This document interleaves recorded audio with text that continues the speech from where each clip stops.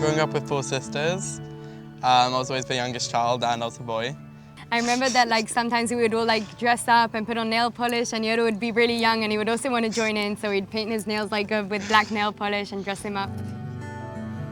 I am putting stickers on so everyone can receive right from pantry buckets. Okay, Charlie, what are you doing? I'm standing so they know what time we've made this. Okay, look, Maya, what are you doing? I am putting on the decal sticker so they know that we made this. Daddy, I don't have any space. And what are you doing, Rena? I'm putting the bike into the... We came to Israel 2004. It was the end of the Second Intifada. We were afraid when we arrived because of what we'd heard on the BBC. But of course, when we arrived here, we realized it was completely different to what we'd seen, and actually felt very safe. The house was full of girls. We had 4 girls and my son, and each of them would bring 5 or 10 kids home often on a Shabbat, so it was just bustling. There were different rooms that were packed with different groups, and some were sitting outside in the summer, and there was tremendous hum of talking around.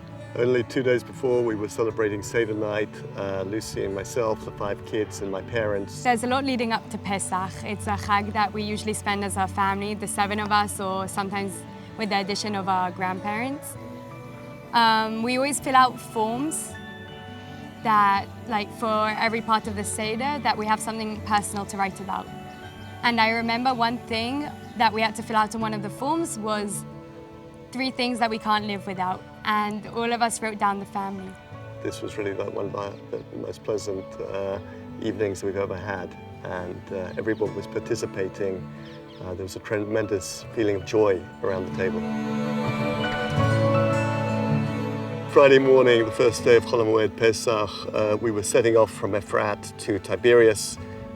We drove in 2 cars, my wife with Maya and Rena, and I was with Tali and Yehuda. Rena and Maya D were shot dead in the West Bank on their way to a family holiday in Lake Galilee. They were in the car with their mother, Lucy, when Palestinian terrorists opened fire and forced their car off the road. Lucy was airlifted to hospital outside Jerusalem, but died 3 days later. And we get to the place and we wait there for a long time.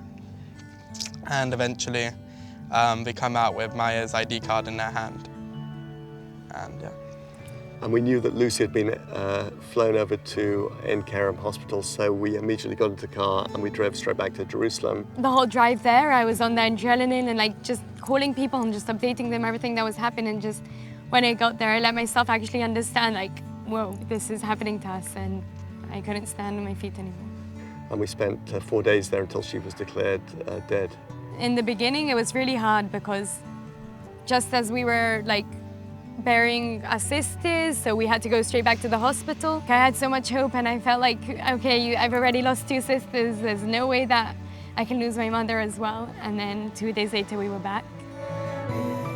Even when I come back from school and they're not waiting for you, like you don't have any food, you don't have your mum there to talk to you about your day, or you don't have your sisters there to talk to about your life, about your friends. Sometimes, like, I would rather just pretend like if I'm not home, so they're home waiting for me, and like just live in the fantasy world that like it didn't happen to me, and like one day I'll just wake up and it was just a bad dream. For me, it's still hard to say that we're a family of 4 because for me, we'll always be a family of 7. I think we're not really whole anymore. There'll always be like a hole in my heart. The night of the tragedy, the Friday night, I tried to sleep, and every time I fell asleep, I had a nightmare about what the moment of the attack was like. And I woke up and I realized my reality was worse than my nightmare. And I thought, I'm going to focus on the good things in my life. I focused on Karen and Tali and Yehuda, and I realized at that moment that the only way I'm going to get through this is to focus on the good and not to think about the bad.